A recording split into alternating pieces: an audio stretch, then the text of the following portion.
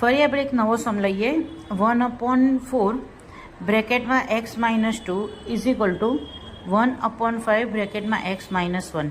આગળ આપણે જે સમ જોયેલો તેમાં રાઇટ હેન્ડ સાઈડ ઉપર જ ખાલી ફ્રેક્શનવાળું હતું. અહીંયા તમને ખાલી ગૂંચવવા માટે આવી રીતે આપેલું છે. હવે 1ને તમે બ્રેકેટમાં મલ્ટીપ્લાય કરો કે નહીં કરો, વસ્તુ એકની એક જ છે. તો આપણે x - 2/4 અને અહીંયા x - 1/5 પણ લખી શકીએ. એટલે લખી શકીએ કારણ કે બ્રેકેટની બહાર ઉપર ન્યુમરેટરમાં ખાલી 1 છે.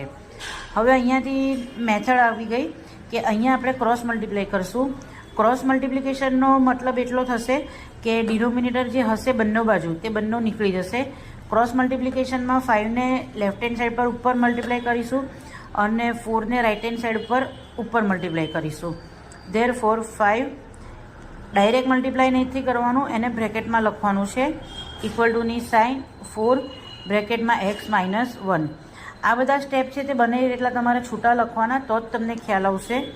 ફરીથી બ્રેકેટ ઓપન 5x માઇનસ 5ને 2 સાથે મલ્ટીપ્લાય 10 ઇઝ ઇક્વલ ટુ 4ને x સાથે 4x માઇનસ 4ને 1 સાથે 4. હવે લાઇક ટર્મ ભેગી કરીશું એટલે 5x સાથે 4x લઈ આવીશું. ઇક્વલ ટુની સાઇન -4 અને -10 પેલી બાજુ જશે એટલે +10. 5x - 4x એટલે x અને -4 +10 અલગ અલગ સાઇન થઈ ગઈ, સબટ્રેક્શન થશે એટલે આન્સર આવી ગયો +6. પ્લસ લખો કે નહીં લખો ચાલશે, એકલો 6 લખશો તો પણ વાંધો નથી. એટલે x ઇઝ ઇક્વલ ટુ 6. જેટલો સમ જોવામાં અઘરો લાગે છે તેટલો છે એકદમ સિમ્પલ. આ તો આજનો સમ. જો વિડીયો ગમ્યો હોય તો લાઇક શેર અને સબસ્ક્રાઈબ જરૂરથી કરજો. Thank you.